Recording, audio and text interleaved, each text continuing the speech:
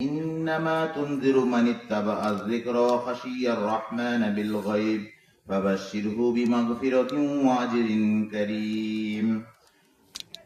সমস্ত প্রশংসা মহান আল্লাহ রাব্বুল আলামিনের জন্য, যিনি আজকের এই বিশাপাড়া ইসলামী আলোচনা সভায় আমাদেরকে উপস্থিত হয়ে কিছু কথা শোনার ও বলার তৌফিক দান করছেন। এজন্য সমস্ত প্রশংসা মহান আল্লাহ রাব্বুল আলামিনের জন্য, আলহামদুলিল্লাহ। অসংখ্য অগণিত দরুদ ও সালাম বর্ষিত হোক যার আদর্শ, যা রেখে যাওয়া রীতিনীতি সুন্নাত বাস্তবায়ন করে আমাদের যাবতীয় প্রচেষ্টা মুহাম্মদ রাসূলুল্লাহ সাল্লাল্লাহু আলাইহি ওয়াসাল্লামের প্রতি। আজকের এই আলোচনা শুরুতেই একটি হাদিসে কুদসি দিয়ে আলোচনা শুরু করার প্রয়াস করব।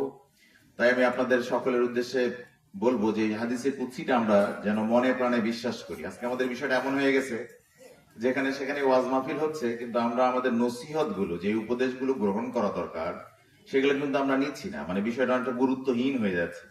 তাই অনুরোধ করবো, আসুন আমরা এই হাদিসটির দিকে আমরা মনোনিবেশ করি। আল্লাহ রাসূল সাল্লাল্লাহু আলাইহি ওয়াসাল্লাম বলছেন, আল্লাহ তাআলা বলেন, আল্লাহ বলছেন, কি বলছেন দেখেন, ইজা তাকাররাবাল আবদু ইলাইয়া শিবরান তাকাররাবতু ইলাইহি যিরাআন। অর্থাৎ আল্লাহ রাসূল সাল্লাল্লাহু আলাইহি ওয়াসাল্লাম বলছেন যে আল্লাহ তাআলা বলেন, কেউ যদি আল্লাহর সন্তুষ্টির জন্য এক বিগত পরিমাণ সামনে এগিয়ে আসে, কত বিগত? এক বিগত পরিমাণ যদি সামনে এগিয়ে আসে আল্লাহর সন্তুষ্টির জন্য, তাহলে আল্লাহ রাব্বুল আলামিন বলছেন যে আমি তার জন্য এক হাত এগিয়ে আসি।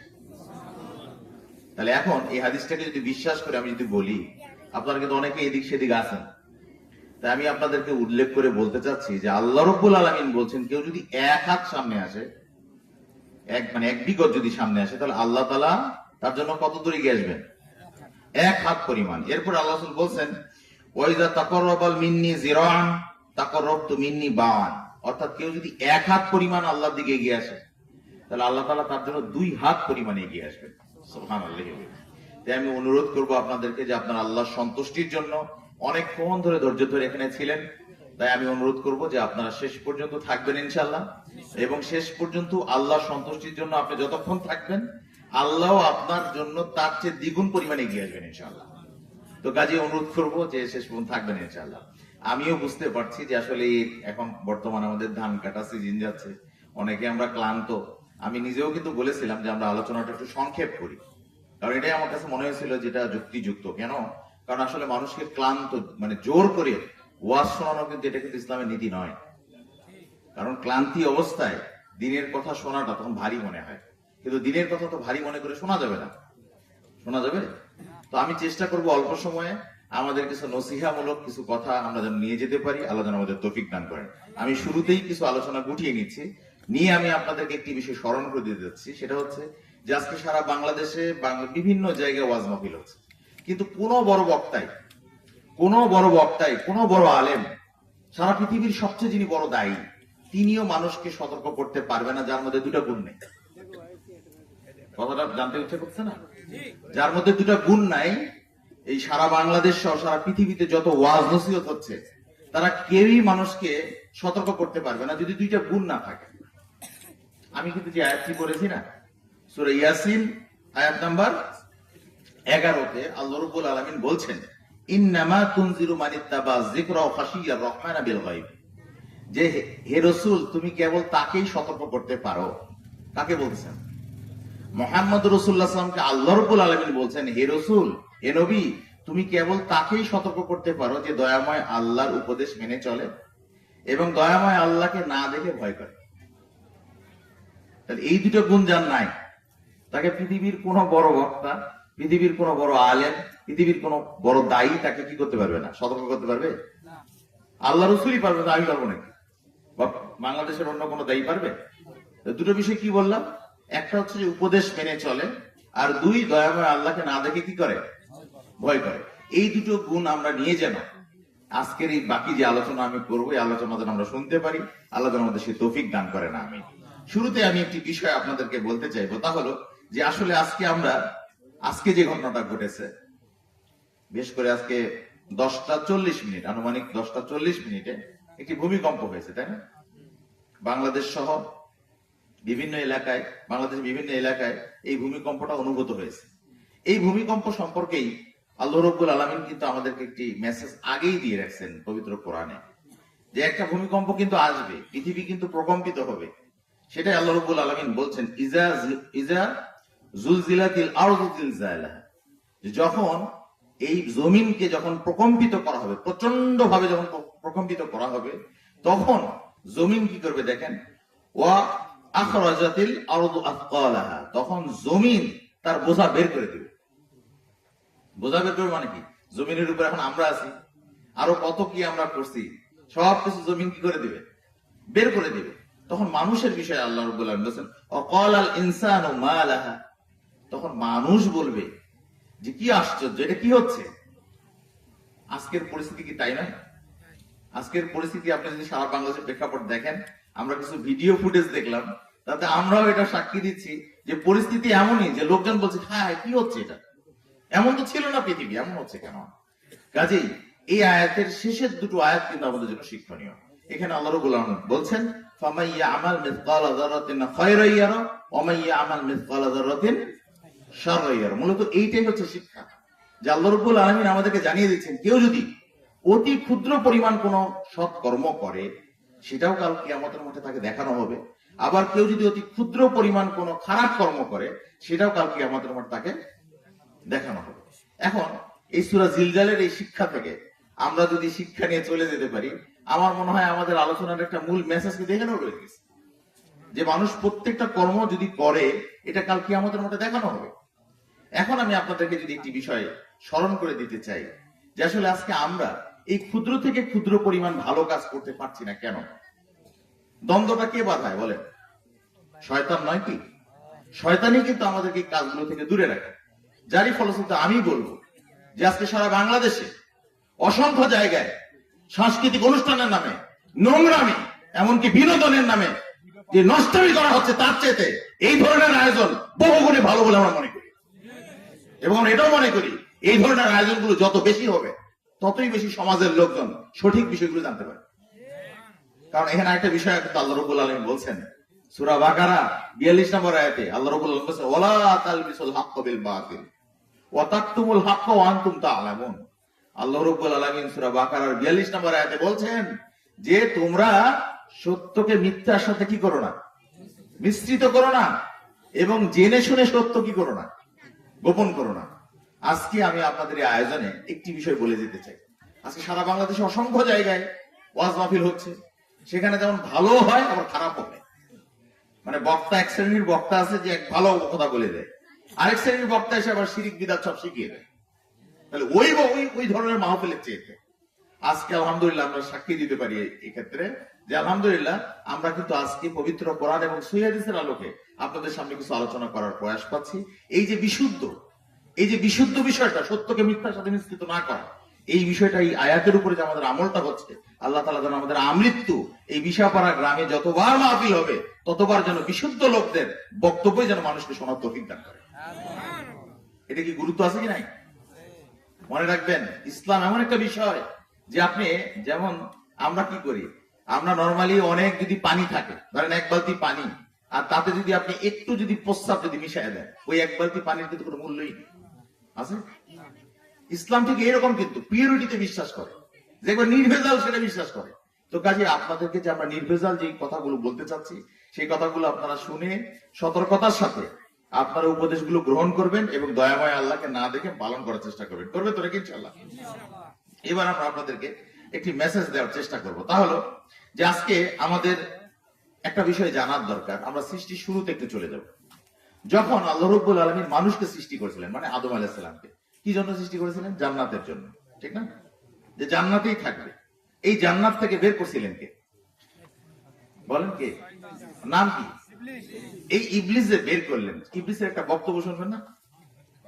ইবলিস একটা বক্তব্য দিয়ে কথা শুরু করি। হ্যাঁ, তো যেটা সহিহ মুসলিম মেশকাত 895 নম্বর হাদিস, ইবনে মাজাহ 1052 নম্বর হাদিস। দেখেন এই হাদিসে ইবলিস কি বলছেন, দেখেন। ইবলিস বলছেন যে যখন মুমিন বান্দা যখন সিজদা করে, তখন ওই সম্পর্কে ইবলিস বলছেন ইয়া ওয়াইলাতি উমির ইবনে আদম বিসসুজুদ।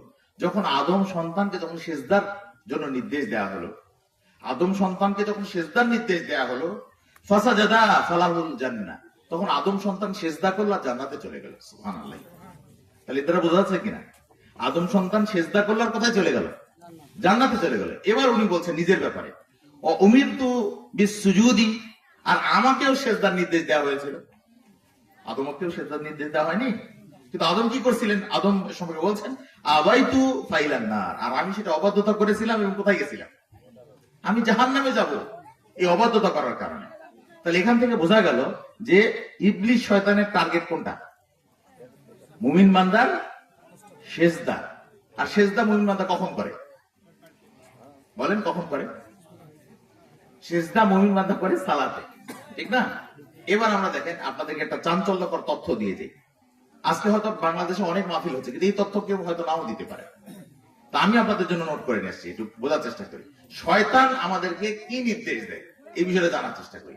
আল্লাহ রাব্বুল আলামিন সূরা নূর, আমার নামও নূর, সূরা নূর এর 24 নাম্বার সূরার 21 নম্বর আয়াতে আল্লাহ তাআলা বলছেন, ইয়া আইয়ুহাল্লাযীনা আমানু, হে ঈমানদারগণ, লা তাত্তাবিউ খুতুওয়াতিশ শাইতান, তোমরা শয়তানের পদাঙ্ক অনুসরণ করো না। তোমরা শয়তানের পদাঙ্ক অনুসরণ করো না। ওমাইয়াত্তাবিউ খুতুওয়াতিশ শাইতান, যদি তোমাদের কেউ শয়তানের পদাঙ্ক অনুসরণ করে, তাহলে শয়তান কি করে দেখেন, ফাইন্নাহু ইয়ামুর বিল ফাহশাই ওয়াল মুনকার, তখন শয়তান মানুষকে দুটা কাজের নির্দেশ দেয়। কয়টা? দুইটা। কে দেয় এই নির্দেশ? শয়তান দেয় দুইটা কাজের নির্দেশ। কি নির্দেশ? একটা হচ্ছে ফাহশা কর্ম, মানে অশ্লীল কাজের, আরেকটা কি? খারাপ কর্মের। অশ্লীল কাজ আর খারাপ কাজের নির্দেশ কে দেয়? শয়তান দেয়। তাহলে এখান থেকে আমরা জানলাম শয়তান মানুষকে অশ্লীল এবং খারাপ কাজ নির্দেশ দেয়। কিন্তু দেখেন কোরআনে আরেক আয়াতে আল্লাহ কি বলছেন, কোরআন বিল কোরআন আপনাদেরকে তাফসীর করছি। আরেক আয়াতে সূরা আনকাবুতের 45 নম্বর আয়াতে আল্লাহ রাব্বুল আলামিন বলেন, ইন্নাস সালাতা তানহা আনিল ফাহশাই ওয়াল মুনকার, নিশ্চয় সালাত মানুষকে অন্যায় অশ্লীল কর্ম থেকে দূরে রাখে। কি বুঝলেন? শয়তান নির্দেশ দেয় কয়টা কাজে? কি কি? অশ্লীল কাজ আর মন্দ কাজে। আর সালাত কি করে? মানুষকে এই অশ্লীল কাজ আর মন্দ কাজ থেকে দূরে রাখে। তাহলে বলেন দেখি, শয়তান সমান সমান অশ্লীল কাজ আর মন্দ কাজ, আর সালাত সমান সমান কি? অশ্লীল কাজ এবং মন্দ কাজ থেকে দূরে রাখা। তাহলে বলেন দেখি শয়তানের টার্গেট কি মুমিনের? বুঝতে পারলেন? এটা ভুলবেন সারা জীবন। এমন ধরেন কি আপনি সালাত করে না, তার মানে সে কি করছে? তার মানে সে কিন্তু শয়তানের অনুসরণ করার মাধ্যমে, সে তো অনুসরণ করছেই, মতান্তরে সে অশ্লীল এবং মন্দ কাজও করছে না? পরিবারে যদি স্ত্রী সালাত না করে তাহলে সে এই কাজ করছে। তো এই জন্য আমরা বলবো যে শয়তানের প্রধান টার্গেট মুমিনের কোনটা? সালাত থেকে দূরে রাখা। এই জন্য আমরা অনুরোধ করবো, আসুন আমরা যেন সবাই এই বিষয়গুলো যেন বোঝার জন্য আল্লাহ আমাদের তৌফিক দান করেন, আমিন। এবার আমি আপনাদেরকে দুটি নিয়ামতের কথা বলব। কয়েকদিন আগে পাবনায় আমাকে বলা হয়েছিল যে 2 ঘন্টা আলোচনা করা লাগবে আপনাকে। তো সেখানে আমি আলোচনার বেশ কিছু বিষয় আলোচনা করেছি এবং শুরুতে একটা কথা বলছিলাম। আমরা যখন ডাক্তারের কাছে যাই, গল্প শুনি একটু, আমরা যখন ডাক্তারের কাছে যাই তখন একজন একজন করে তো যাই, সবাই যে কি সবার রোগের কথা বলি? ডাক্তারের কাছে কিন্তু দাঁড়িয়ে থাকা লাগে, সিরিয়াল দেওয়া লাগে, একজন একজন করে আসে। তো যে আসে, যার যেমন রোগ নিয়ে আসে, তাকে ডাক্তার শোনার পর তাকে সেই ট্রিটমেন্টটাই তো দেয়, সে শুনে চলে যায়। কিন্তু এখন এইভাবে করতে করতে দেখা যায় যে প্রতিদিন কিন্তু অনেক রুগী আসে, অনেক রুগীর অনেক রোগ, তাই চিকিৎসাও দেয় অনেকগুলো, ঠিক না? আর আমাদের মাহফিল গুলোতে তো আমাদের আধ্যাত্মিক রোগ, এই রোগ যখন সারাতে হবে, এখন আপনারা তো কেউ এক এক করে আসতেছেন না, আসতেছেন সব তো একসাথে বসে আছেন। তার ট্রিটমেন্ট কি একটা দিলে কাজ হবে নাকি কয়েকটা একবারে বলা লাগবে? তা আমি আপনাদেরকে গুছিয়ে কয়েকটি বিষয় ধারাবাহিকভাবে বলার চেষ্টা করবো যাতে আমাদের উপকারে দেয়। তাই জন্য আমি আপনাদেরকে একটি হাদিস শোনাই, যে দুটো নিয়ামতের বিষয়ে আমরা অধিকাংশ মানুষ ফিতনার মধ্যে আছে।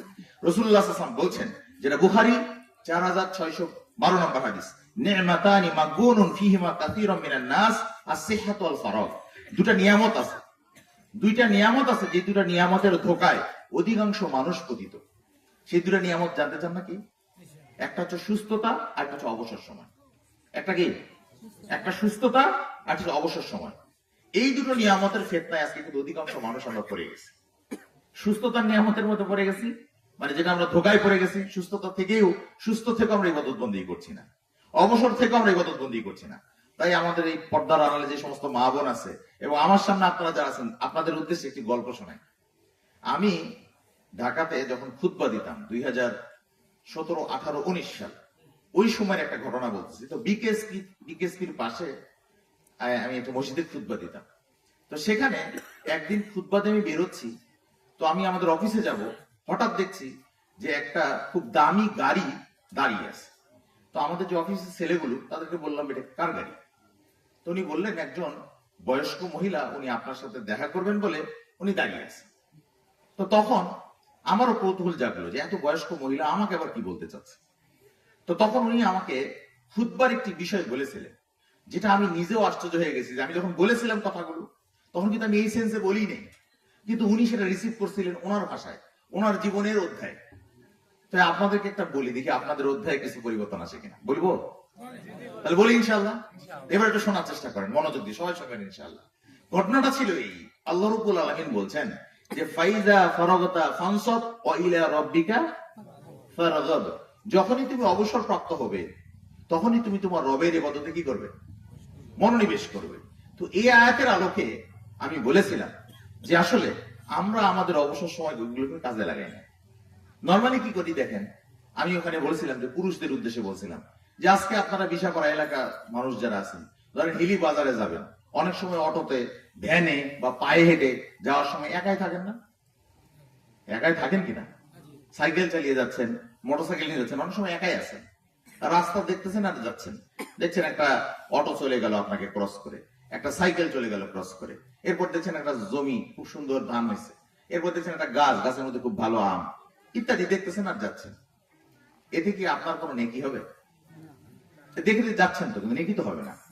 কিন্তু যদি ঠোঁট দুটোকে, এই ঠোঁট দুটোকে যদি আপ অ্যান্ড ডাউন যদি করি, আর যদি আমরা আল্লাহর জিকির আজগার, আল্লাহর যদি স্মরণ করি, তাহলে কি নেকি হবে না? হবে না? হবে না? যদি বলি সুবহানাল্লাহ আলহামদুলিল্লাহ ওয়ালা ইলাহা ইল্লাল্লাহ আল্লাহু আকবার লা হাওলা ওয়ালা কুওয়াতা ইল্লা বিল্লাহ, নেকি হবে না? হবে না? হবে না? আমি ওখানে বলেছিলাম যে মহিলাদের উদ্দেশ্যে বলছিলাম, অনেক মহিলাদের একটা বৈশিষ্ট্য হচ্ছে এই যে তারা প্রথমে কি করে, প্রথমে তরকারি কোটে আর ভাতটা উঠাই দেয়। করেন এটা? কেন করে? কারণ ভাত হতে হতে যে সময়টা লাগে এরই মধ্যে তরকারি কোটাটা হয়ে যায়, তাই না? তো তাতে কি হয় যে ভাতটাও হয়ে গেল, এরপর তরকারিটা উঠে দেয়, সুবিধা হয়, দুটা কাজই হয়ে গেল একসাথে। তো আমি সেদিন বলছিলাম যে যারা আপনারা, যারা মহিলারা, যারা বাড়িতে বসে বসে তরকারি কোটেন আর ভাত ওইদিকে একাই হচ্ছে, জাল হচ্ছে আর ভাত হচ্ছে, এখন তো গ্যাসের চুলা হলো, একাই হয়ে যাচ্ছে, অনেকে আবার রাইস কুকারে দিচ্ছে, এমনি হয়ে যাচ্ছে। তো আমি ওই সমস্ত মহিলাদের উদ্দেশ্যে বলছিলাম যে আপনারা যদি আপনাদের ঠোঁট দুটোকে যদি জিকির আজগারে ব্যস্ত রাখেন, তাহলে আপনাদের নেকি হবে না? হাদিসে কুদসিতে একটা ঘটনা শোনাই আপনাদেরকে। কাল কিয়ামতের মাঠে এক বান্দাকে বলা হবে, হে আমার বান্দা, তুমি এই পাহাড় সমান নেকি নিয়ে চলে যাও। তো তখন ওই বান্দা বলবে আল্লাহকে, হে আল্লাহ, আমি তো দুনিয়াতে এত কোনো বড় আমল করি নাই, যার কারণে পাহাড় সমান নেকি আমাকে দেওয়া হচ্ছে। তো তখন সেই বান্দাকে আল্লাহ রাব্বুল আলামিন বলবেন যে তুমি যে যে ছোট ছোট দান খয়রাত করতে, তুমি যে জিকির আজগার গুলো করতে, জিকির আজগার দান না, এই জিকির আজগার গুলো যে করতে, এই যে ছোট ছোট দান খয়রাত করতে, এই দান খয়রাত গুলোকে আমি আজকে লালন পালন করে পাহাড় সমান করে নিয়েছি, তুমি নেকি নিয়ে চলে যাও। তাহলে দেখেন, আমরা কিন্তু এই কাজটা কিন্তু সবাই করতে পারবো, পারবো না? এটা কিন্তু খুবই সহজ একটা ব্যাপার, পারবো।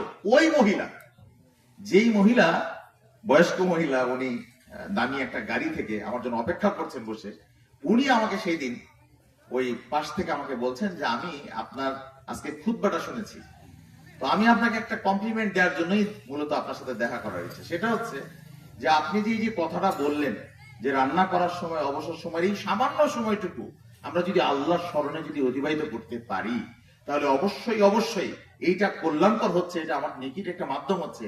তো উনি বলছেন আমাকে কি জানেন, আমাকে বলছেন যে বাবা, তুমি তো আমার নাতির বয়সের চেয়েও ছোট, আমি তাই তোমাকে বলছি যে তোমার এই কথাটা যদি আমি যৌবন বয়সে কারো কাছ থেকে শুনতে পেতাম। মানে ওনার ওই সেন্সটা বলছেন, আমি কিন্তু কখনো ওই সেন্সে বলি নেই, বুঝতে পারেনি? অনেক সময় কথাগুলো হয় যেটা মানে যে রিসিভ করার হয়, সে এমন ভাবে রিসিভ করে তার জীবন পরিবর্তন হয়ে যায়, কিন্তু আমি তো ওইভাবে বলি নেই, কিন্তু উনি এমন ভাবে নিয়ে নিছে। এখন আপনারা বলেন, আপনারা কি এটা নিবেন? ইনশাআল্লাহ।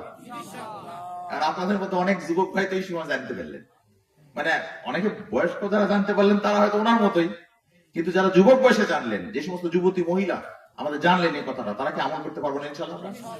এই আমলটা করার মাধ্যমে আমরা কিন্তু বেশি বেশি আল্লাহর জিকির আজগারের মাধ্যমে শয়তানের কি হবে? প্রতিবাদ হবে। এখন আমাদের একটা বিষয় দেখেন, ইসলাম এমন একটা শিক্ষা আমাদেরকে দিচ্ছে যে শিক্ষার মাধ্যমে প্রতিনিয়ত প্রতিনিয়ত কিন্তু আমরা কি করছি, আমরা কিন্তু প্রতিনিয়ত আমরা কিন্তু শয়তানের আনুগত্য বাদ দিয়ে, শয়তানের স্মরণ বাদ দিয়ে আমরা আল্লাহ স্মরণ করছি। তার কিন্তু অনেক প্রমাণ আছে। যেমন একটা উদাহরণ দিই আপনাদেরকে। আমরা যখন ফজরের সময় যখন ঘুম থেকে উঠি, তখন আমরা কার স্মরণ করি? আল্লাহ স্মরণ করি না? আল্লাহ আলহামদুলিল্লাহিল্লাযী আহইয়ানা ওয়া বাদানা ওয়া আমাতানা ওয়া ইলাইহিন নুশুর। তো কার স্মরণ হলো? এবার আমি বাথরুমে যাব, তো কার স্মরণ? কার স্মরণ করে বাথরুমে যাই? আল্লাহ স্মরণ করে। এরপর বাথরুম কমপ্লিট করে ওযু করি, কার স্মরণ করি? বিসমিল্লাহ বলে ওযু করি না? কার স্মরণ হলো? এবার জামা পরতেছি, তো বিসমিল্লাহ পরে তো জামা পরি। এবার ঘর থেকে বের হচ্ছি, কি বলি? বিসমিল্লাহি তাওয়াক্কালতু আলাল্লাহি ওয়ালা হাওলা ওয়ালা কুওয়াতা ইল্লা বিল্লাহ। তো কার স্মরণ হলো? এরপর যাকে দেখা হচ্ছে রাস্তায়, কি বলছে? আসসালামু আলাইকুম ওয়া রাহমাতুল্লাহ। তাহলে আল রাহমাতুল্লাহ বলে আমরা কার স্মরণ করলাম? মসজিদে ঢুকবো, কি বলবো? আল্লাহুম্মা আফতাহলি আবওয়াবা রাহমাতিক। কার স্মরণ হলো? এবার দেখেন সালাত আদায় তো পুরোটাই কার স্মরণ? পুরো সালাতটা কার স্মরণ? আল্লাহ স্মরণ। এবার সালাত শেষ করে বের হয়ে যাচ্ছি, তখনও কার স্মরণ? এবার আপনি ধরেন গাড়িতে উঠতেছেন, কার স্মরণ? তাহলে ইসলামের কোন দিক? খাওয়া দাওয়া করতেছেন, কি বলবেন? তো কার স্মরণ হচ্ছে? খাওয়া দাওয়া শেষ করছেন, কার স্মরণ হচ্ছে? এবার ঘুমাইতে যাবো, ধরেন দিনের সব কাজ তো বুঝে গেলাম, আল্লাহ স্মরণ। আর ঘুমাইতে যাবো, কার স্মরণ? এই যে আল্লাহ বিসমিকা আমুতু, আমরা কিন্তু আল্লাহর নামেই কি করি? প্রতিদিন মৃত্যুবরণ করি না? এখানে একটা সায়েন্টিফিক বিষয় বলি আপনাদেরকে, যে আমরা যখন ঘুমাই না, ধরেন কেউ যদি 1 সেকেন্ডের জন্য ঘুমায়, 1 সেকেন্ডের জন্য একজন মানুষ ঘুমিয়ে গেছে, 1 সেকেন্ড, এই 1 সেকেন্ডের জন্য তার রুহটা আল্লাহর কাছে চলে যায়। কিসের অপেক্ষায় জানেন? আল্লাহ যদি নির্দেশ দেন, তাহলে সে ফিরে আসে ওই দেহে, ওই ব্যক্তি জীবিত থাকে, তখন সে উঠতে পারে। আর যদি আল্লাহ বলে যে এটাই শেষ, তাহলে ওই ব্যক্তি কি? ওটাই তার লাস্ট ঘুম, আর সে জাগতে পারে না। অনেক হয় না এরকম? এই জন্যই আমরা বলবো, আসুন আমরা প্রত্যেকেই আজকের এই আয়োজন থেকে যদি এই একটা বিষয় আমল আমরা করতে পারি প্রত্যেকেই, তাহলে এই আমলটা যত মানুষ করবে, এই সব মানুষের আমল নামার যে নেকিটা হবে, এই নেকিটা আমরাও যেমন পাবো, একইভাবে আজকে যারা আয়োজক কমিটি আছে তারা পাবেন ইনশাআল্লাহ। কাজে আমরা বলবো সবসময় ভালো কাজে সহযোগিতা করতে হয়। এবার আপনাদেরকে একটা মজার গল্প শোনাবো, যে আল্লাহ স্মরণ যারা করে তাদের ক্ষেত্রে আল্লাহ কিভাবে সহযোগিতা করেন। দেখেন একটা গল্প শোনায়, বাস্তব সত্য একটা ঘটনা, যেটা আমাদের islamhouse.com এ আমি একটা গল্প পড়লাম, অনেকদিন আগেই পড়ছিলাম, আবার রিপিট করলাম, কয়েকদিন আগে আবার স্মরণ হল। গল্পটা হচ্ছে একজন বুড়ি মানুষ, সে একটা কুঁড়ে ঘরে থাকে। তো সে একজন ডাক্তার ছিল, সে ডাক্তারের নাম ডাক্তার ঈশান। তো ডাক্তার ঈশান এত বড় ডাক্তার যে সে ওই ফ্লাইটে করে যে রুগী দেখে আসে, বুঝতেছেন না? মানে বাই রোডে গেলে তো সময় বেশি লাগে, তাই সে ফ্লাইটে করে যায়, ফ্লাইটে করে আবার আসে। তো একদিন সে ফ্লাইটে উঠছে, তো ফ্লাইটে করে যাবে, তো যাইতে যেতে হঠাৎ করে আসমানের কোন একটা জায়গায় যে ফ্লাইট আর এগিয়ে যাচ্ছে না। তো পাইলট আবার ব্যাক করছে, আবার চেষ্টা করছে, আবার হচ্ছে না, আবার ব্যাক করছে, ব্যাক করে ফিরে আসছে, কিন্তু সময় তো চলে যাচ্ছে। তাই সে বলছে যে আমার জন্য রুগী অপেক্ষা করছে, তো বাই রোডে হলো তো আমাকে যেতে হবে। তাই গাড়ি বের করতে বলছে ড্রাইভারকে, গাড়ি নিয়ে এবার যাচ্ছে। গাড়ি নিয়ে যেতে যেতে যেতে যেতে হঠাৎ করে রাস্তার এমন একটা জায়গায় যে গাড়িটা থমকে আটকে গেছে, আর এত জোরে ঝড়, মানে কোনো উপায় নাই। তাই উনি বলছেন যে হয়তো গাড়িতে বসে থাকাও মুশকিল, তো আশেপাশে কোনো জায়গায় কি আছে আশ্রয় নেওয়ার মতো? তো তখন দেখা যায় ওই এক বুড়ির কথা বললাম না, ওই বুড়ির এক কুঁড়ে ঘর, দুটো ঘর, সেই ঘরের মধ্যে একটা আশ্রয় নেওয়ার মতো জায়গা আছে। তো অনেক ঝড় বাতাস হচ্ছে, তাই ড্রাইভার যে বলছে বুড়িকে যে বুড়িমা আপনার এখানে কি একটু বসার কোনো ব্যবস্থা হবে? আমাদের ডাক্তার সাহেব আছেন, উনি একটু বসতে। তো বলছে হ্যাঁ কোনো সমস্যা নেই, আসেন বসেন, আমার তো দুটো রুম, এই রুমে বসে। তো এবার ডাক্তার বেরিয়ে গেছে, ওই মানে ড্রাইভারও বেরিয়ে যে বসছে। এবার বসার পর ওই বুড়িমার দিকে লক্ষ্য করছেন ডাক্তার, যে কি ব্যাপার, উনি বারবার পাশের রুমে পানি নিয়ে যাচ্ছেন আর আসতেছেন, যাচ্ছেন আর আসতেছেন, পানি বদল করতেছেন। তো হঠাৎ করে ওই ডাক্তার জিজ্ঞেস করছে যে আচ্ছা বুড়িমা, আপনি বারবার ওই পাশের রুমে যাচ্ছেন আর আসছেন কেন? কি হয়েছে এমন পাশের রুমে? তো তখন ওই বুড়িমা বলছে যে বাবা, আমি খুব গরিব মানুষ, দেখতেই পাচ্ছ আমার কি অবস্থা। তো আমার একমাত্র নাতি, সেই একমাত্র উপার্জনক্ষম, আর আমার কেউ টাকা পয়সা ইনকাম করার কেউ নাই আমার এই দুনিয়াতে, যে আমাকে ইনকাম করে আমাকে রুজি রোজগারের আমাদের ব্যবস্থা করবে, এরকম কেউ নাই। আর তো ও এমন এক রোগে আক্রান্ত হয়েছে যে রোগের কোনো ট্রিটমেন্ট আমি করতে পারছি না, আমার টাকাও নাই ট্রিটমেন্ট করার মতো। তো তখন ওই ডাক্তার বলছে কি হয়েছে ওনার? তো তখন বলছে তার এমন, আমি ওটাও বলবো, মানে শিক্ষিত না, তাই সে বলছে আমি কি রোগ আছে সেটাও জানি না, তবে একজন ডাক্তার আছে, ওই ডাক্তারের কাছে সবাই তাকে দেখাইতে বলে, কিন্তু আমার তো সে সামর্থ্য নাই। আমি আল্লাহর কাছে তাই আমি বলছি যে আল্লাহ তুমি এর একটা ফায়সালা করে দাও। প্রতিদিন আমি আল্লাহর কাছে দোয়া করে এটাই বলি। তো তখন ওই ডাক্তার কৌতূহলী হয়ে বলছে যে আচ্ছা সেই ডাক্তারের নাম কি? তো বলছে ওই ডাক্তার এমন বিজি, ওনার সিরিয়াল না দিলে কোনো রুগী পাওয়া যায় না, আর 3-4 মাস আগে থেকে সিরিয়াল দেওয়া লাগে। তো তখন বলছে আচ্ছা বলেন দিকে ডাক্তারের নাম কি? তো তখন ওই বুড়িমা বলছে আমি ডাক্তারের নামটা জানি, ডাক্তারের নাম হচ্ছে ডাক্তার ঈশান। তখন ওই ডাক্তার বলছেন হে বুড়িমা, তুমি কি জানো যে তোমার এই দোয়া কবুল হয়ে যাওয়ার কারণে আসমানে আমার প্লেন চলছিল না, জমিনে আমার গাড়িও চলছে না, কারণ তোমার দোয়াটা আল্লাহর আদালতে কবুল হয়ে গেছে। ঠিক তেমনি আজকে আমরাও যদি এই সমস্ত আমলগুলো শুরু করে দিই, তাহলে আমাদেরও শত শত আমল এরকম কবুল হওয়া শুরু হবে না? আল্লাহ কি শুধু ওই বুড়ির জন্য একাই কি দোয়া কবুলকারী?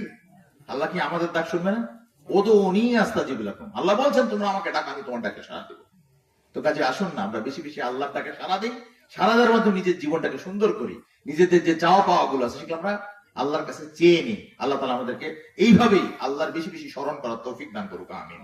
এবার আমরা আপনাদেরকে আরেকটি গল্প শোনাবো এবং আপনাদেরকে আমার আজকের এই যে আয়োজন, এই আয়োজনে এগিয়েও নিয়ে যাবো ইনশাল্লাহ। গল্পটা হচ্ছে যে আজকে আমাদের সমাজে সবচেয়ে যে বিষয়টা বেশি যেই খারাপ একটা ব্যাপার হয়ে দাঁড়িয়েছে সেটা কি, যে আজকে আমাদের কিন্তু হারাম খাদ্য আমরা কিন্তু উপার্জন করছি, অনেক হারাম পথে আমরা আমাদের জীবিকা অর্জন করছি।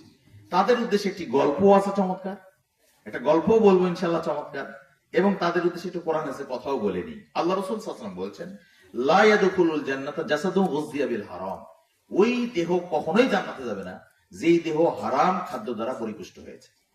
এই কথা বুঝতে তো আপনাকে ইঞ্জিনিয়ার হওয়া লাগবে না, ডক্টর হওয়া লাগবে, এটা তো সহজ কথা। তাহলে এই সহজ কথাটা আজকে আমরা অধিকাংশ মানুষ জানার পরও কি মেনে চলতে পারছি কিন্তু না। কিন্তু এখানে আমি আপনাদেরকে একটি গল্প শোনাবো।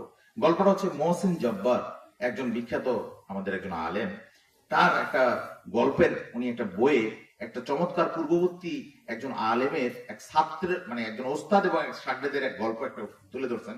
সেই গল্পটা আমাদের জন্য অত্যন্ত শিক্ষণীয়, বিশেষ করে যুবক ভাইদের জন্য। গল্পটা শুনবেন ইনশাআল্লাহ, অনেক শিক্ষণীয় গল্প কিন্তু। তো ওই গল্পটা হচ্ছে যে শেখ সালিম আস-সুয়ুতি নামে একজন প্রখ্যাত আলেম ছিলেন এবং তার একজন খুব নম্র ভদ্র জ্ঞান পিপাসু একজন ছাত্র ছিল। তো এই ছাত্রটা প্রতিদিনই মানে জ্ঞান অর্জনের জন্য অনেক দূর পায়ে হেঁটে জ্ঞান অর্জন করতে আসতো, কিন্তু সে সবসময় ক্ষুধার্ত অবস্থায় আসতো। সে অত্যন্ত গরিব ছেলে, খুব গরিব।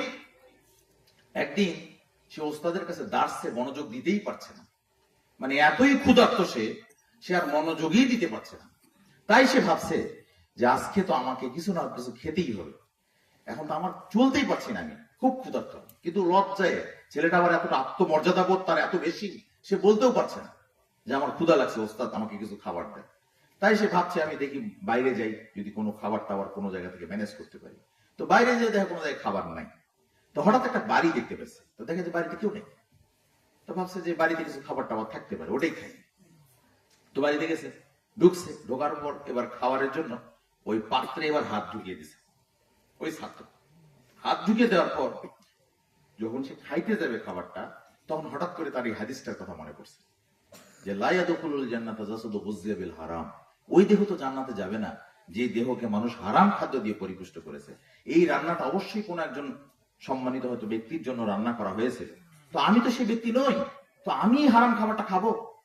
তাই ভাবছে যে না, আল্লাহর প্রতি ভয় হয়েছে, সে ওইভাবে রেখে দিয়ে আবার চলে গেছে ক্লাসে।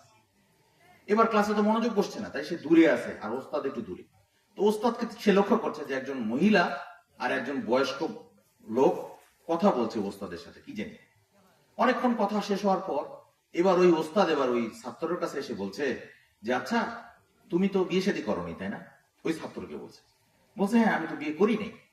তো তখন সে বলছে আচ্ছা তোমাকে যদি বিয়ে দেওয়া হয় করবে? তো তখন ওই ছাত্র বলছে আল্লাহ ওস্তাদ জি, আপনি তো জানেন যে আমার তেমন কোনো সামর্থ্যই নেই, তবে তুমি তো কোরআন হাদিস জানো, তো তুমি কোরআন হাদিস শিক্ষা দিবে তোমার স্ত্রীকে, সেই বিনিময়ে তো তোমাকে বিয়ে দেওয়া যেতে পারে, আর আনুষঙ্গিক যে খরচ হবে সেটা আমি দেখবো। তখন সে রাজি হয়ে গেছে যে এমন কি কেউ আছে আমাকে গ্রহণ করবে, আমার তো কিছুই নাই। তখন সে বলছে যে এখানে একজন ওই যে একটু আগে দেখলাম না যে একটা বয়স্ক লোক আসছিল আর একটা মহিলা ছিল। বলছে হ্যাঁ।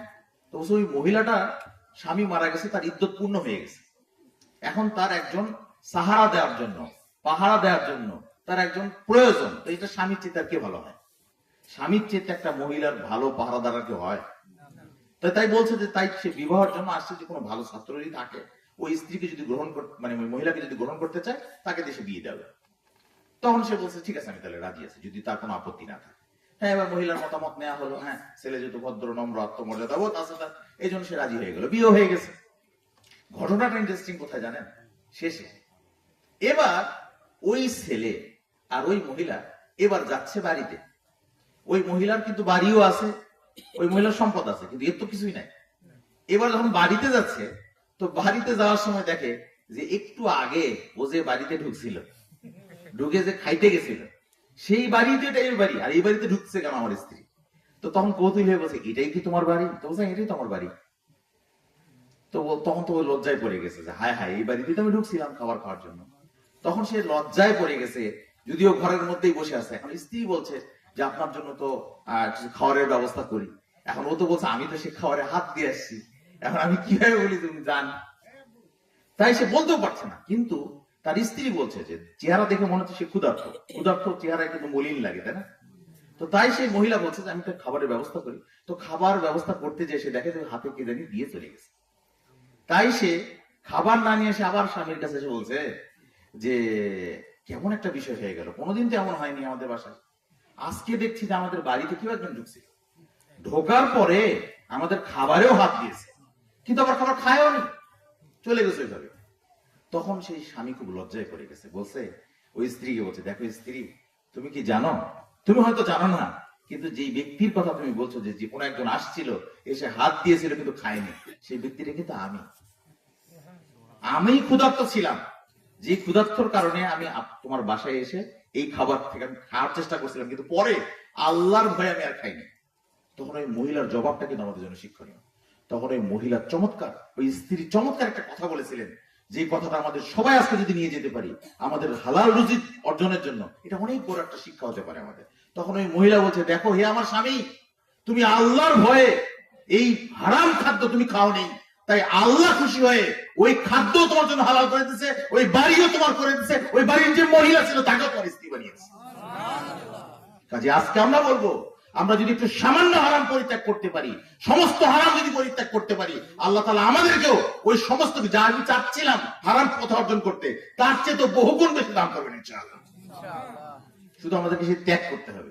এরকম অনেক গল্প আছে, এই গল্পগুলো কিন্তু আমি ছোটবেলা থেকে আমি গল্প পড়ার খুব শখ ছিল।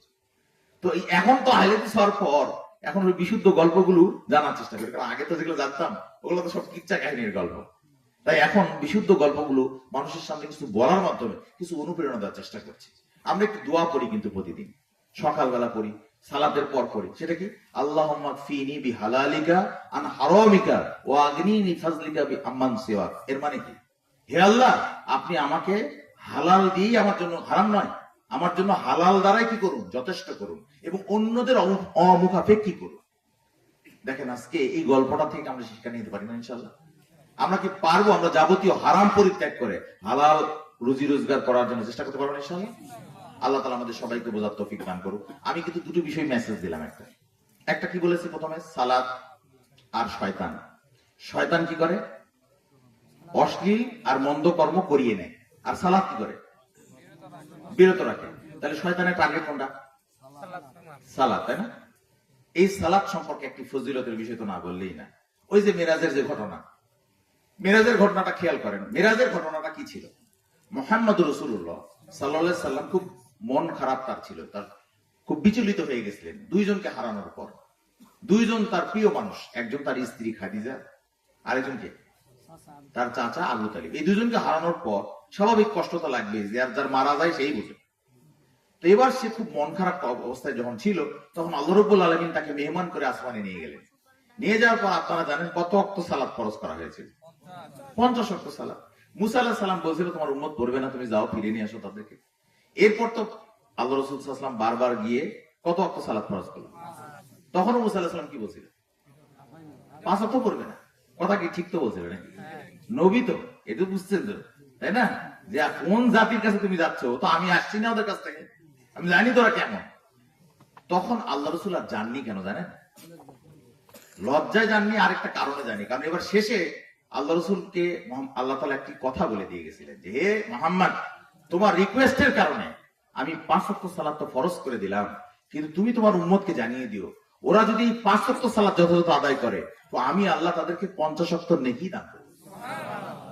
কিন্তু আজকে আমরা পড়বো না, এই তো জিদ আমাদের, পড়বো তো নাকি ইনশাআল্লাহ। আর কেউ যেন আমরা এখানে 5 ওয়াক্ত সালাত বিমুখ যেন না হয়। এবার একটি কথা খুব শক্ত করে বলবো, মনে রাখবেন এটা। আল্লাহ রাসূল সাল্লাল্লাহু আলাইহি ওয়াসাল্লাম বলছেন, কাল কিয়ামতের মাঠে সর্বপ্রথম কোনটার হিসাব নেওয়া হবে? সালাতের, তাই না? ফাইন সলুহা ফাকাদ আফলাহা ওয়া আনজাহা, যার ব্যক্তির সালাত ঠিক হবে তাই সে সফলকাম হবে, সে কৃতকার্য হবে। আর যার সালাত ঠিক হবে না, ওয়াইন ফাসাদাত ফাকাদ খাবা ওয়া খাসিরা, যে ব্যক্তির সালাত ঠিক হবে না, যে ব্যক্তির সালাত ঠিক নাই, ওই ব্যক্তি ক্ষতিগ্রস্ত হবে, সেই ব্যক্তি ব্যর্থ হবে। এই কথা বলে আমি একটা কথা বলি তাহলে এখন। তাহলে একজন ব্যক্তির সালাত ঠিক নেই, সালাত তার ঠিক নেই, তাহলে ওই ব্যক্তির পারিবারিক নীতি, তার সমাজনীতি, তার অর্থনীতি, তার রাজনীতি কি কখনো আল্লাহর কাছে কবুল হবে? তার মানে যেই ব্যক্তির সালাত ঠিক নাই, ওই ব্যক্তির মুখে কোনোদিন রাজনীতির কথা মানায় না। যেই ব্যক্তির সালাত ঠিক করেনি, ওই ব্যক্তির মুখে কোনোদিন অর্থনীতির কথাও মানে না, কোনোদিন রাজনীতির কথাও মানে না। আগে কোনটা ঠিক করতে হবে? সালাত। আর আজকে যে আমার ছাত্র তো কিছু কথা বলেই গেল, কিন্তু আমি আপনাদেরকে একটি কথা বলি, দেখেন, কোরআনের বিষয়ে আমরা কোরআনকে আমরা সবচেয়ে বেশি সম্মান করি, তাই না? সম্মান করি কিনা? কিন্তু এই কোরআনের সম্মানটা একটু চিন্তা করে দেখেন, কোরআনের সম্মানটা আজকে আমাদের কাছে কি রকম। আমরা কি কোরআনের সামনে কি অন্য কিছুকে মেনে নিতে পারবো? পারবো কি? তার একটা উদাহরণ আপনাদেরকে দিব। আমরা এমনিতেই জানি যে কোরআনের শুরুতেই আল্লাহ রাব্বুল আলামিন বলেছেন, যালিকাল কিতাব লা রাইবা ফি, এটা এমন একটা কিতাব এর মধ্যে কোনো সন্দেহই নাই। তাহলে এই কিতাবটাই দেখেন আজকে আমাদের সংসদে প্রথমে কি পড়া হয় জানেন? প্রথমে কোনটা তেলাওয়াত করা হয়? প্রথমে কোরআন পড়া হয়, এরপর গীতা, এরপর ত্রিপিটক। তাহলে বোঝা যাচ্ছে যে প্রথমে কোরআনের সম্মান তারা দিছে, এরপরে কিসের দিছে? গীতা, তারপর। তার মানে কিন্তু কিছু মেসেজ দিছে, কিন্তু এটা সেকুলার কান্ট্রি না, এটা কিছু মেসেজ দিছে। কিন্তু আপনাদেরকে একটি কথা বলে যায়, বলেন দেখি, আল্লাহ রাসূল আসার পরে অন্য কোন নবীদের যে গ্রন্থ, সেই গ্রন্থগুলো কি রহিত হয়ে যায়নি? যেমন তাওরাত মুসা আলাইহিস সালামের উপর নাযিল হয়েছিল, জাবুর দাউদ আলাইহিস সালামের উপর নাযিল হয়েছিল, ইনজিল ঈসা আলাইহিস সালামের উপর নাযিল হয়েছিল, তাই না? ওই গ্রন্থগুলো কি এখন রহিত হয়ে যায়নি? তাহলে আমরা দায়িত্বহীন হয়ে বলতে পারি, যেখানে কোরআন আসার পর অন্য নবীদেরই গ্রন্থ চলে না, সেখানে কোরআনের পর মানুষের কিতাব কি করে স্থান পেতে পারে? পারে? অথচ সেইটা দেখার জন্য আজকে মাদরা হয়ে আছে, পাগলের মতো লোকজন ছুটে যাচ্ছে ওই চিত্র দেখতে। তাই আপনি আমি তো দেখতেই পাই না, ওটা দেখতে পাই, আর ওই দৃশ্য দেখার জন্য যাচ্ছে। তাই আমরা বলবো, যখন কোরআন আসে তখন কোরআনের পর অন্য নবীদের গ্রন্থই চলে না, সেখানে অন্য নবীদের মানে মানুষের তৈরি বানানো কোনো কিতাবে তো প্রশ্নই আসে। আর ওটা যদি পড়া হয় তাহলে কোরআন কি সম্মান করা হলো নাকি কোরআনকে অবমাননা করা হলো? অবমাননা করা হলো না? বোঝাতেই পারছি না জাতিকে। আমরা তো সব জায়গায় যেয়ে ওয়াজ করে আসছি, মানুষ তো বুঝতেছে, আলহামদুলিল্লাহ কিছু মানুষ কিন্তু বুঝে যাচ্ছে। কাজে আমরা আপনাদেরকে বলবো, এই কোরআনের সম্মানকে যদি অক্ষুণ্ণ রাখতে হয় তাহলে অবশ্যই কোরআনের বিধিবিধান মুহাম্মদ সাল্লাল্লাহু আলাইহি ওয়াসাল্লাম যেভাবে বাস্তবায়ন করেছিলেন আমাদেরকে ওই স্টাইলে যেতে হবে, তথাকথিত আব্রাহাম লিঙ্কনের সিস্টেমে যাওয়া যাবে। বোঝা গেছে কি? এবার আমরা আপনাদেরকে একটি বিষয় বলি, আব্রাহাম লিঙ্কন কার এগেইনস্টে দাঁড়িয়ে গেছে জানেন? কার এগেইনস্টে, মানে কার বিপরীতে আব্রাহাম লিঙ্কন দাঁড় করানো হয়েছে? ধরেন আজকে আমরা সালাত আদায় করি কিনা? করি না? আমরা আহলে হাদিস সমাজের মানুষ সালাত আদায় করি কার তরিকায়? মুহাম্মদ সাল্লাল্লাহু আলাইহি ওয়াসাল্লামের তরিকায়। কারণ আল্লাহ রাব্বুল আলামিন তার মুহাম্মদ সাল্লাল্লাহু আলাইহি ওয়াসাল্লামকে আমাদেরকে বলিয়েই নিয়েছেন, সাল্লু কামা রাআইতুমুনি উসাল্লি, তোমরা ওইভাবে সালাত আদায় করো যেভাবে তোমরা আমাকে সালাত আদায় করতে দেখছো, বাস খালাস। তাহলে আমাদের সালাতটা কোন তরিকায় হচ্ছে? তাহলে আমরা এটাতে স্বীকৃতি দিলাম যে আমরা সালাতের ক্ষেত্রে আমরা ইসলামে প্রবেশ করছি, কিন্তু রাজনীতির ক্ষেত্রে আমরা কি প্রবেশ করতে পারছি? তাহলে এটা কেন পারলাম না? তাহলে এটা কে দাঁড়ায় গেল? সালাতের ক্ষেত্রে আমরা রসুলকে মডেল মানবো, আর রাজনীতির ক্ষেত্রে আমরা অন্য কাউকে মডেল মানবো, এটা কেমন দ্বিমুখী নীতি? এটা কি হতে পারে? তাহলে এখন একটা উদাহরণ আপনাদেরকে দেই। আমি কিন্তু এই কথাটা খুব শক্ত করে বলি একজন সিরাতের শিক্ষক হিসেবে। আমি কিন্তু রাসূলুল্লাহ সাল্লাল্লাহু আলাইহি ওয়াসাল্লামের জীবনীটা আছে না, আমাদের মোহতারাম আমির জামাত প্রফেসর ডক্টর আসাদুল্লাহ গালিব স্যারের এই সিরাতটা আমি পড়াই। তো এই বইটা পড়ানোর মাধ্যমে আপনাদেরকে একটা সুসংবাদ দিই, যে এই বই পড়ানোর মাধ্যমে আলহামদুলিল্লাহ সেই কোন এক ফরিদপুরের ডিআইজি সে পর্যন্ত বলছে যে আজকে আপনার এই ক্লাসে অন্তত গণতন্ত্রের চ্যাপ্টারটা আমরা ক্লিয়ার দিতে পারছি। ইন্সপেক্টর আসছে আমার ক্লাস করতে একদিন, ইন্সপেক্টর রাজশাহীতে একজন ইন্সপেক্টর আছে, উনিও আমার ছাত্র। তো উনি একদিন ক্লাসে চলে আসেন, সরাসরি আমার সাথে দেখা করবেন। তাই আমি তো অবাক হয়ে গেছি যে উনি হয়তো কোনো সমস্যা কিনা। পরে দেখি না উনি আমার সিরাত কোর্সের ছাত্র, আমি চিন্তা না, কিন্তু উনি বলছেন আজকে আমি সরাসরি ক্লাস করবো, তাই আপনার ক্লাসে এসেছি। তাই আমরা বলবো যে পরে যে কথাটা বলছি কথাটা মনোযোগ দিয়ে শুনবেন। আল্লাহ রাসূল সাল্লাল্লাহু আলাইহি ওয়াসাল্লাম বলছেন, মান সাল্লা সালাতান সাল্লাল্লাহু আলাইহি বিহা আশরা, যে ব্যক্তি রাসূলের প্রতি একবার দরুদ পাঠ করবে আল্লাহ রাব্বুল আলামিন তার প্রতি 10 বার রহমতের দৃষ্টিতে তাকাবেন। কয়বার? 10 বার রহমতের দৃষ্টিতে তাকাবেন। তার মানে কি, রাসূলের প্রতি দরুদ পাঠ করলে যদি 10 বার রহমত আসে, তাহলে রাসূলের জীবনটা যদি আমরা পড়ি তাহলে কতবার রাসূলের নাম আসবে? অনেকবার আসবে না? আর ততবার আমি সাল্লাল্লাহু আলাইহি সাল্লাম বলবো, সাল্লাল্লাহু আলাইহি সাল্লাম বলবো, আর ততবার আমি আল্লাহর পক্ষ থেকে কি পাবো? রহমতের দৃষ্টিতে আল্লাহ তাকাবেন। এখন আপনাদের যদি বলি, এই আপনাদের হাকিমপুর উপজেলা থেকে শুরু করে সারা বাংলাদেশে যত নেতা আছে, উমুকের চরিত্র এই সেই বলে যদি সারাদিন চপি, আল্লাহ উকি মারে দেখবেন, প্রমাণ করা যাবে? রহমতের দৃষ্টি লাগবে না, খালি তাকাবেন, কে রে উমুককে বলে এত কথা, এইটা তাকাবেন খালি, প্রমাণ করা যাবে এটা? অথচ রসুলের প্রতি যদি একবার দরুদ পাঠ না হয়, কতবার তাকাবেন আল্লাহ? 10 বার রহমতের দৃষ্টি তাকাবেন। এই জন্যই আমাদের একটা দাবি হচ্ছে, এই আমরা একটি দাবি জানিয়েছি, সেটা হচ্ছে সিরাত কোর্সের একজন শিক্ষক হিসেবে আমি আপনাদের কাছে দাবি জানাচ্ছি, একমত থাকলে বলবেন। এর জন্য অন্তত আমি সহ বাংলাদেশের অসংখ্য যুবক আমাকে সাক্ষী দিছে, জীবন দিতে রাজি আছে ইনশাআল্লাহ। আপনাদেরকে বলি তাহলে কথাটা কি, বলবো না? এখানে এসএসসি পাশ করে বসে আছেন, রবি ঠাকুরের জীবনী পড়েনি কেউ আছেন? এসএসসি পাশ করছে, রবি ঠাকুরের জীবনী পড়া লাগে না, আছেন কেউ? ইন্টারমিডিয়েট পাশ করছে, অনার্স মাস্টার্স দাখিল পাশ করছে, রবি ঠাকুর, বঙ্কিমচন্দ্র চট্টোপাধ্যায়, প্রমোদ চৌধুরী, ঈশ্বরচন্দ্র বিশ্বাস, বিদ্যাসাগর জীবনী পড়া লাগেনি, কেউ আছেন? তাহলে আমাদেরকে যদি অমুসলিমদের জীবনী পড়া লাগে, অমুসলিম কবি সাহিত্যিকদের জীবনী পড়া লাগে, মুসলমান কবি সাহিত্যিক জীবনী পড়া লাগে, তাহলে যিনি আমাদের রাসূল সাল্লাল্লাহু আলাইহি ওয়াসাল্লাম তার জীবনীটা, এই দাবি কি ওঠা প্রয়োজন নয় যে সারা বাংলাদেশের প্রত্যেকটা স্কুলে প্রত্যেকটা ক্লাসে রাসূলুল্লাহ সাল্লাল্লাহু আলাইহি ওয়াসাল্লামের জীবনী পড়াটা বাধ্যতামূলক করতে হবে? এবং আমরা আরো দাবি জানাবো, আমাদেরকে যদি অমুসলিমদের জীবনী পড়া লাগে, তো অমুসলিমদেরকেও মুহাম্মদ সাল্লাল্লাহু আলাইহি ওয়াসাল্লামের জীবনী পড়া বাধ্যতামূলক করতে হবে। কারণ এটা যতদিন পর্যন্ত বাস্তবায়ন না হবে, ততদিন পর্যন্ত মনে রাখবেন এই সমাজ থেকে অশান্তি দূর হবে। কারণ জানি তো না, জানি আমরা তো রাসূলের জীবনী জানি না। এটা তো আরো এই সংখ্যাতে একেবারেই কম যে কয়জন রাসূলের জীবনী পড়লাম। এজন্য আমরা এই দাবিটা যেটা জানাচ্ছি, এই দাবির জন্য তো আমাদের কিছু আবু সাঈদ দরকার আছে, প্রকৃত আবু সাঈদ দরকার আছে, ঠিক না? খালি বেতন বৈষম্য দূর করতে হবে আর ওই মেধা নাকি কোটা, এর জন্যই কি আন্দোলন হবে? তাই আমি মনে করি আরেকটা আন্দোলনের ডাক ইনশাল্লাহ আমি দিয়ে যাচ্ছি। আমি বলছি যদি আগামীতে কখনো এরকম পরিবেশ তৈরি হয়, আমরা এই দাবি জানাবো, আগামীতে ঢাকাতে জানিয়ে যাবো ইনশাল্লাহ যে রাসূলের জীবনীটা বাংলাদেশের প্রত্যেকটা স্কুল, কলেজ, বিশ্ববিদ্যালয়ে যেখানে যেই রাসূলের সিরাত প্রয়োজন, সেখানে সেই সিরাত পড়াটা বাধ্যতামূলক করা হবে। তখন কি আপনারা আমাদের সাথে থাকবেন ইনশাল্লাহ? থাকবেন তো নাকি ইনশাল্লাহ?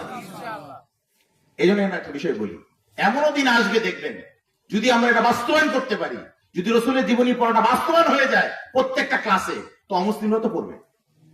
আমাকে রবি ঠাকুরের জীবনী পড়লে ওখানে পড়বে না, ও কেন পড়বে না? 90% মুসলমান দেশ না আমরা?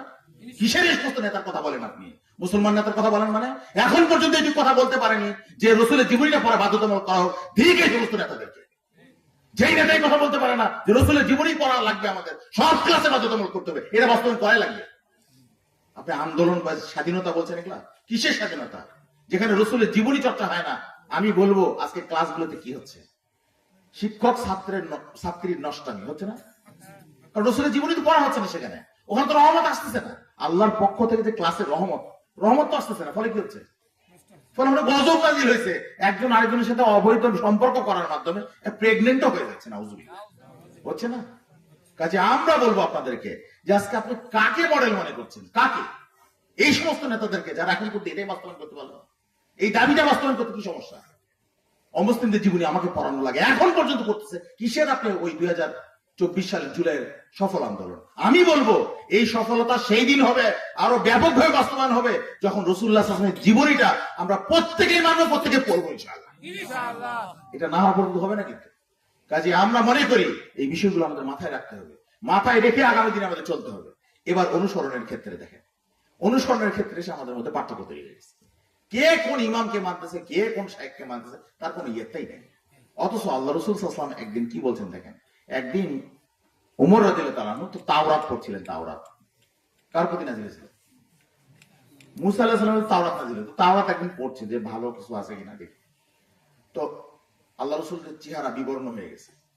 আবু বকর সিদ্দিক দেখছেন কি আল্লাহ রাসূল তো রেগে যাচ্ছে, আর ওমর তাওরাতই পড়ছে। তখন আল্লাহ রাসূল সাল্লাল্লাহু আলাইহি ওয়াসাল্লাম এর এই চেহারা দেখে আবু বকর সিদ্দিক ওমরকে বলছেন, ওমর তুমি কি দেখছো না আল্লাহ রাসূলের চেহারা? তখন ওমর যখন বলছেন, হে আল্লাহ রাসূল, আমি তো এখান থেকে ভালো জিনিসটা নিব, এই জন্য পড়ছিলাম।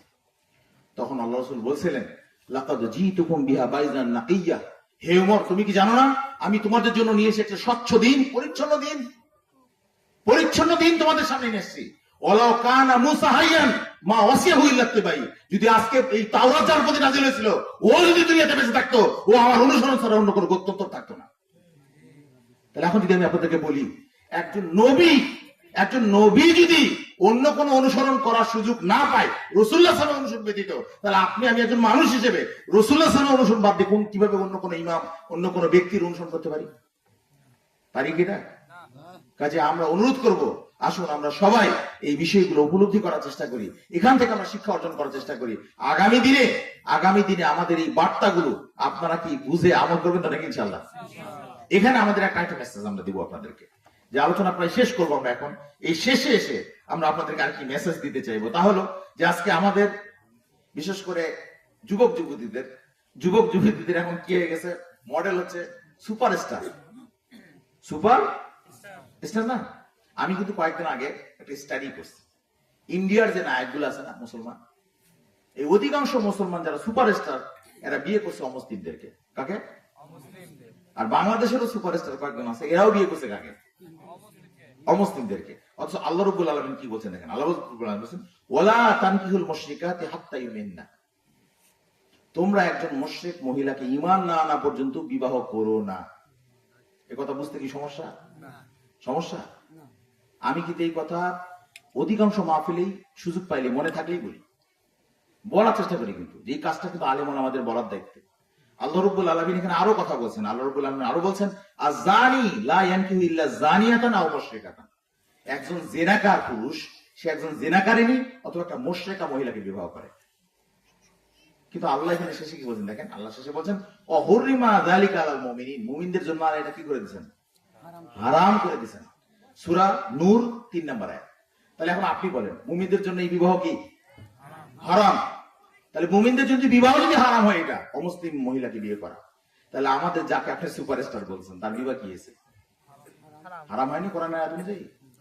ঠিক এই বাংলাদেশের অধিকাংশ আলেমদেরকে, ওই বক্তাদেরকে যারা এখন পর্যন্ত এই কথা বলা সাহস পায়নি যে এদের এই বিবাহ ঠিক হয়নি, এই জেনা যে বিবাহ হচ্ছে তাহলে কি হয়েছে? জেনা হয়েছে। এই জেনার শাস্তি হওয়া দরকার ছিল, সেখানে তারাই তাদের আজকে পত্রিকায় এখনো তাদের মানে সব কিছু হাইলাইট করা হচ্ছে, তাই না? তাই আমি বলবো, আগামী দিনে যেই সরকারই আসুক এই বিষয়গুলোকে সামনে রেখে যেন এই বিষয়গুলো বাস্তবায়ন করে, যে কেন যে জেনাকারের ছবি কেন দিতে পারে পত্রিকায়? একটা জেনাকে শুধু লজ্জায় থাকবে না, ও তো লজ্জায় মানে মাথা নিচু করে চলবে, ও কেন সামনে দাঁড়াচ্ছে? কারণ এই বিষয়টা আমরাই বুঝি না, আলেম ওলামা তো কথা বলছে না। অথচ এই ফতোয়াটা কে দিয়েছেন? এই ফতোয়া কি আমার? এটা কে বলছেন? এটা তো আল্লাহ রাব্বুল আলামিন বলেছেন, অহুরিমা যালিকা আলাল মুমিনিন, মুমিনদের জন্য এটা হারাম করে দেওয়া হয়েছে। কাজে স্পষ্ট কিনা? তাহলে আমাদের মডেলটা কে ভাই? আমাদের মডেল তো মুহাম্মদ রাসূলুল্লাহ সাল্লাল্লাহু আলাইহি সাল্লাম। অথচ আমরা কিন্তু সেখান থেকে মুখ ফিরিয়ে নিয়েছি।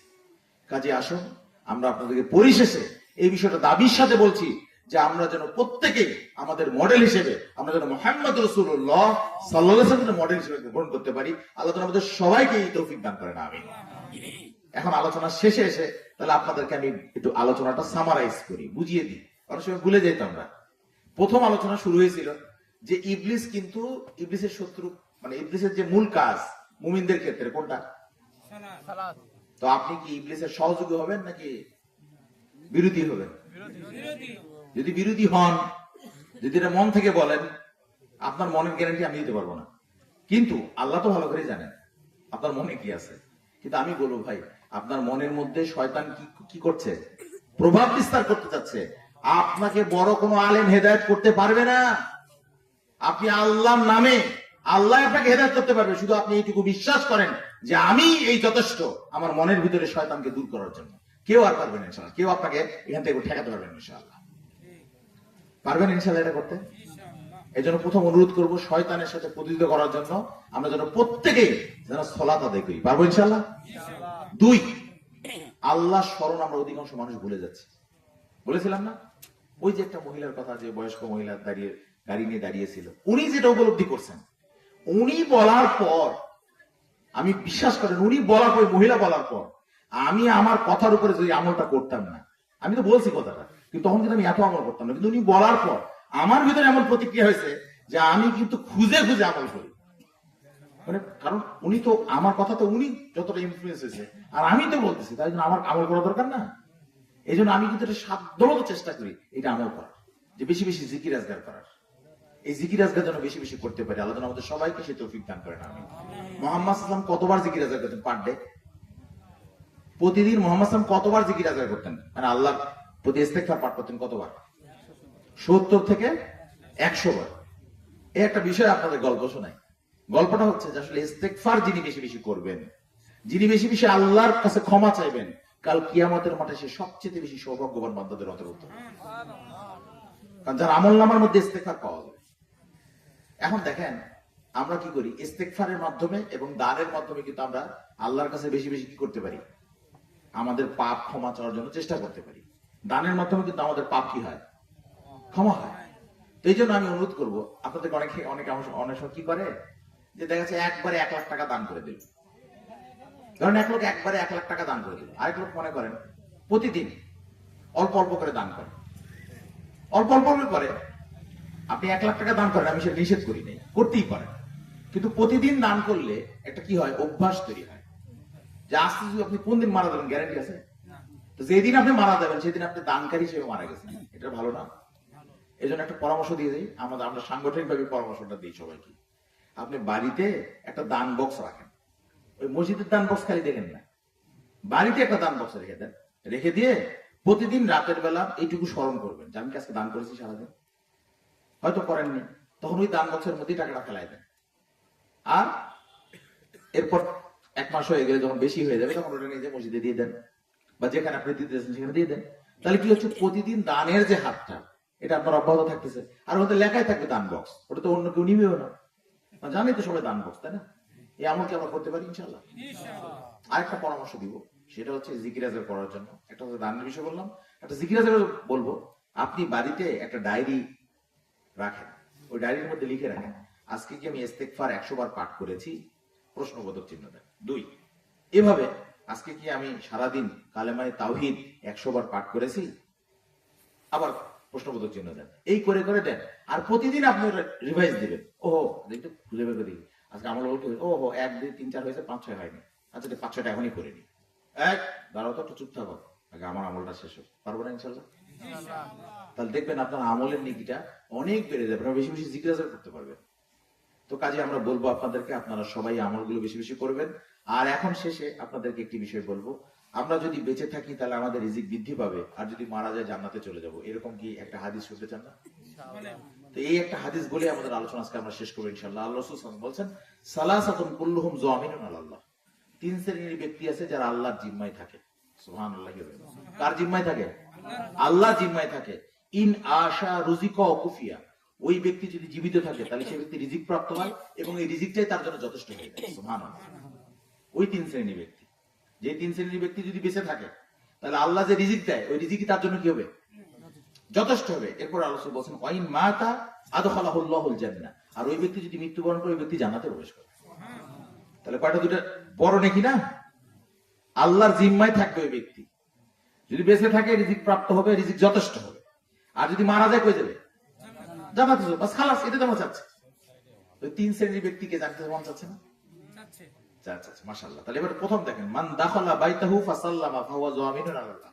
যে ব্যক্তি ঘরের মধ্যে প্রবেশ করার সময় আসসালামু আলাইকুম ওয়া রাহমাতুল্লাহি আলাইহি বলে যখন প্রবেশ করে, ওই ব্যক্তি আল্লাহর জিম্মায় চলে যায়। এই আমল করবেন ইনশাআল্লাহ।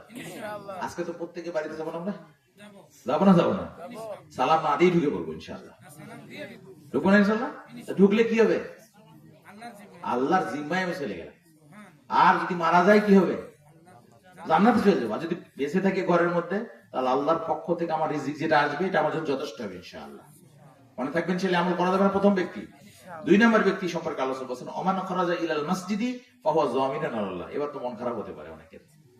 যে ব্যক্তি মসজিদে যায়, মসজিদের জন্য বাড়ি থেকে বের হয়, ওই ব্যক্তিও আল্লাহর জিম্মায় চলে যায়। তাহলে প্রথমটা মানবো, পরেরটা একটু কঠিন, এটা ছাড়বো। এই চালাকি যদি কেউ করেন, তাহলে সে নিজেই বুঝতে পারছে ও বেশি চালাক, ওর বিচার বেশি কঠিন হবে। পাগলের বিচার নাই, জানেন কি? বলেন তো কেন নাই? কারণ ওর বিবেক বুদ্ধি নাই। তার মানে যার বিবেক যত চোখা, যত ধারালো, ওর বিচার তত কি? পাগলের তো বিচারই নাই। কেন নাই? কারণ বিবেক নাই। তাই ওকে আল্লাহ বিবেক কম দিছে, মানে দেয়ই তো নেই, অতপর কোন বিচারও নাই, ওর কাছে কলম আল্লাহ উঠিয়ে দিছে, তাই না? তার মানে কি, যে যত বেশি চালাক, তা আমাদের মধ্যে কিন্তু চালাক লোকের সঙ্গে কিন্তু আছে, আমি মনে করি আছে না? আমাদের সমাজে অসংখ্য মানুষ আছে খুব চালাক। কেন? প্রথমটা মানবো, পরেরটা মসজিদে যেতে হবে, তো বাইরে বের হতে হচ্ছে। প্রথমটা ঘরে ঢুকতে বললো, পরেরটা বের হতে বলছি। এরকম হয়ে গেল নাকি বিষয়টা? না, আমরা যেন দুটো আমলই করতে পারি, আল্লাহ আমাদের তৌফিক দান করুক, আমিন। পরের যে বিষয়টা, ওমান খরাজা ফি সাবিলিল্লাহ ফাহুয়া যামিনুন আলাল্লাহ। যে ব্যক্তি আল্লাহর রাস্তায় বেরিয়ে গেছে, ওই ব্যক্তিও কার জিম্মায় আছে? আল্লাহর জিম্মায়। আবু দাউদ 2494 নম্বর হাদিস। তাই আমি আপনাদেরকে বলবো, আমরা এই 3 শ্রেণীর ব্যক্তি হতে পারবো ইনশাআল্লাহ। আল্লাহ তাআলা আমাদের সবাইকে যেন ঘরে ঢুকলে যেন সালাম দিয়ে প্রবেশ করার তৌফিক দান করেন। পাশাপাশি আমরা যেন সবাই মসজিদমুখী হয়ে যাই, মন্দিরমুখী যেন না হই, মসজিদমুখী যেন হই। আল্লাহ যেন আমাদের সবাইকে মসজিদমুখী হওয়ার তৌফিক দান করেন। পাশাপাশি আমরা যেন সবাই এই আমলগুলো করার মাধ্যমে যেন আল্লাহর জিম্মায় সবসময় থাকতে পারি। আল্লাহ যেন আমাদের সবাইকে সে তৌফিক দান করেন, আমিন। এবার আমি আপনাদেরকে শেষে, যেহেতু আমাদের প্রচলিত বর্তমান একটি বিষয় না বললেই না, সেটা কি? এখন আমাদের কি হচ্ছে দেখেন, যে একটা মানুষ, একটা মুসলমানকে, আজকে বগুড়ায় আমার খুতবা ছিল, খুতবা এই কথাটা বলার পর একজন, আমাদের একটা Knowledge Harbour School and College, সেই কলেজের যিনি প্রিন্সিপাল, তিনি আমাকে সে বলছেন যে আমি আজকে যেটা বলেছেন, যে আমি আজকে একটা নিয়ত করলাম যে আমি যে দলের সাথে ছিলাম, ওই দলের সাথে আমি কোনোদিন থাকবো না। বুঝলেন, একটা দলের সাথে ছিল সে। তো কি সেই ঘটনা আমি বলেছি সেটা আপনাদেরকে বলছি। আগে আগে বিষয়টা বললাম যে কি হয়েছে আজকে, তার উল্লেখ এবার করি। ঘটনাটা হচ্ছে যে আমি আল্লাহ রাসূল বলছেন হাদিসে, মান হামালা আলাইনা সিলাহা ফালাইসা মিন্না। যে ব্যক্তি মুসলমানের বিরুদ্ধে, কোন মুমিনের বিরুদ্ধে অস্ত্র উত্তোলন করলো, সে আমার উম্মত নয়। কে বলছেন? মুহাম্মদ রাসূলুল্লাহ সাল্লাল্লাহু আলাইহি ওয়াসাল্লাম। যদি মুসলমানের বিরুদ্ধে অস্ত্র উত্তোলন করে, সে আমার উম্মত নয়। উম্মত নয় এই কথাটা বলছেন।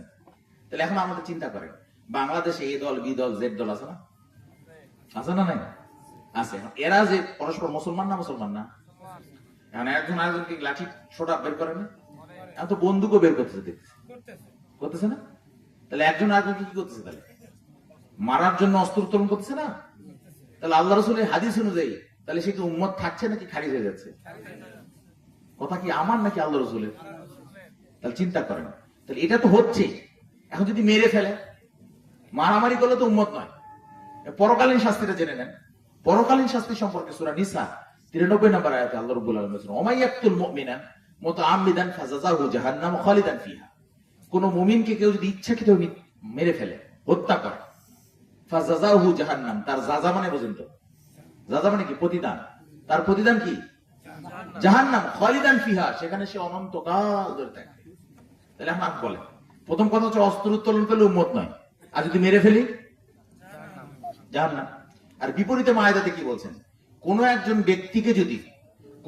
ব্যক্তিকে যদি কেউ মেরে ফেলে, তাহলে কি বলছেন আল্লাহ রাসূল? কতালান নাস জামিয়া, সে যেন সারা মানব জাতিকেই হত্যা করলো। আর যদি বাঁচিয়ে দেয় কেউ, একটা মুমিনকে বাঁচিয়ে দিছে, মনে করে বাঁচিয়ে দিছে, তাহলে আল্লাহ রাসূল কি বলছেন? আল্লাহ তাআলা কি বলছেন? আহইয়ান নাস জামিয়া, সে যেন সারা মানব জাতিকেই বাঁচিয়ে দিল। এই জন্য আমাদের এই বক্তব্যটা ওনার ওই কাজে দিয়েছিল। উনি বলছিল যে অন্তত আমিও তো নির্দেশদাতা ছিলাম, কাজে আমি এই সমস্ত কাজ আর করবো না। ফিরে আসছেন এখান থেকে, আমাদের দায়িত্বশীলদের মাধ্যমে আরো কিছু জানতে পারলাম, তার সঙ্গে অনেক ভালো লাগলো। তো আমি তাই বলবো যে উনি পথ থেকে ফিরে আসলেন। তাহলে এখন আমি যদি বলি যে ওনার হাত থেকে যদি একটা মুমিনও বেঁচে যায়, তাহলে এর কারণে আমরা যে কাজটা করলাম, সারা মানব জাতি রক্ষার কাজটা করলাম কিনা? করলাম না? এখন আপনাদেরকে একটা গল্প শোনাই, যে ওই ফিলিস্তিনের গাজায় যদি একটা মুসলমানকে কেউ মারে, ইহুদিরা যদি মারে, ইহুদি যদি একটা ফিলিস্তিনের গাজায় একটা মুসলমানকে যদি মারে ইহুদিরা, এর জন্য আপনার আমার খারাপ লাগে না? খারাপ লাগে না? খারাপ লাগে। কিন্তু বাংলাদেশে দুইজনই মুসলমান, একজন আরেকজনকে মেরে দিচ্ছে, আমাদের ওই খারাপ লাগে না? লাগে? লাগে না। তার মানে ইহুদি খ্রিস্টানরা ওখানে একজন মুসলমান মারতে তারা অর্থ ব্যয় করতেছে, সময় দিচ্ছে, শ্রম দিচ্ছে, মিলিটারি ব্যয় করছে, করছে না? এত কিছু করার পর মারতেছে কাকে? মুসলমানকে। আর বাংলাদেশে ওদের অর্থও লাগতেছে না, ওদের মিলিটারিও লাগতেছে না, ওদের শ্রমও লাগতেছে না, সময়ও দেয়া লাগতেছে না, আমরাই আমাদেরকে মেরে দিচ্ছি। তাহলে বলেন দেখি, তাহলে এখন যদি আমি বলি যে আজকে একদল আরেক দল মুসলমানকে মেরে যতটা খুশি হচ্ছে, তার চেয়ে বহু বহু গুণ বেশি খুশি ওই দূর থেকে ইহুদি খ্রিস্টানরা হচ্ছে, কারণ তাদের কাজে আমরা করে দিচ্ছি। কাজেই আমি অনুরোধ করবো ভাই, বিষয়গুলো হৃদয় দিয়ে উপলব্ধি করার সময় এসেছে এখন আমাদের। আমরা মুসলমান মুসলমান মারতে পারি না, কারণ পাশেই দুটো কুফরি রাষ্ট্র, একটা মিয়ানমার আর একটা কি, এটা তো খুবই কাছে, এটা তো মুখস্থ আমাদের, তাই না? এই দুটো কুফরি রাষ্ট্র যদি আগামীতে কখনো আমাদের বিরুদ্ধে যুদ্ধ ঘোষণা করে, করতেই পারে, পারে না? পারে কি পারে না?